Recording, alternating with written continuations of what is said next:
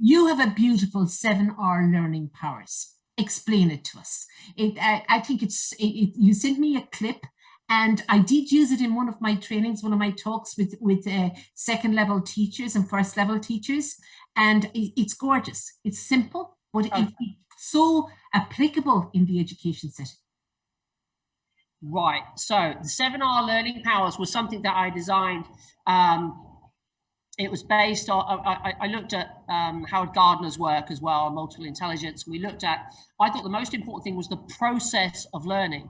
Mm-hmm. So what we did, we had a number of posters, and these are all added to aliens. They're the 7Rs. It'll be like resourceful, responsive, resilient, etc., respectful. Mm-hmm. And these 7Rs are now placed around the school classroom. Once we're doing this on Zoom, I've seen a lovely guy, Mr. Zahir, mm-hmm. who's a math teacher, and he has it, and he shares his screen, and it pops up.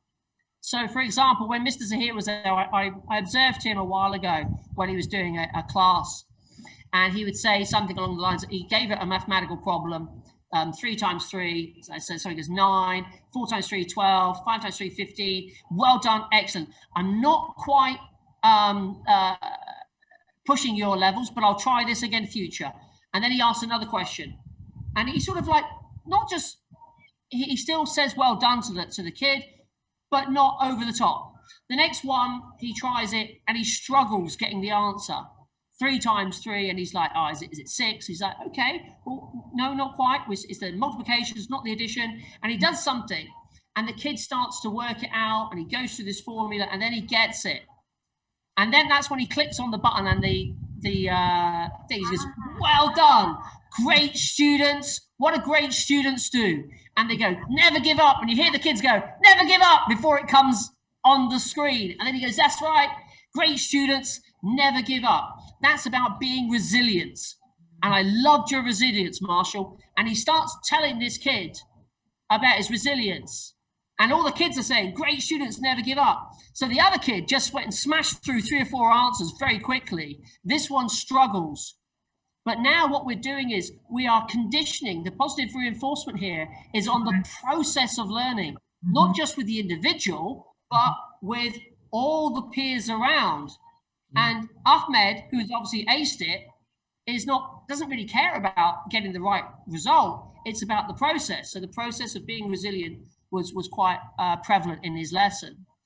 So I asked him about how did he do this in the classrooms, and it was an ingenious way. So he makes these A3 posters and he places them on the wall with sticky back paper with Velcro.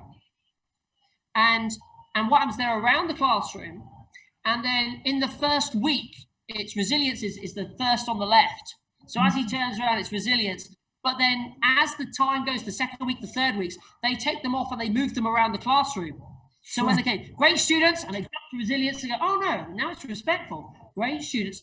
So there's additional learning of another process that's taking place. So that's what I think is immersed in these particular children over here, is that they have a very strong sense of learning purpose. Very good. And it's entering all of this positive language into their whole vocabulary as well. But what it's doing is showing them Absolutely. The actual play out of it and how it actually works. And they internalize it. Yeah?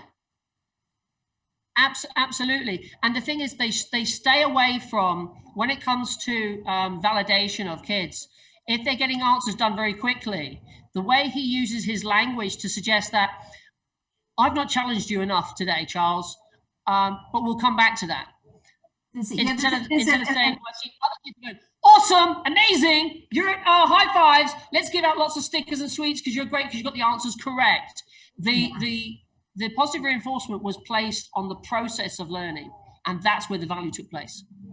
And I suppose if it's overused or not used carefully, it could become hackneyed or meaningless. So I can see how he's using it. He's retaining the value, and he's retaining the respect for the individual child and the individual differences. And there's a type of differentiation being at play at the root of it as well, isn't there?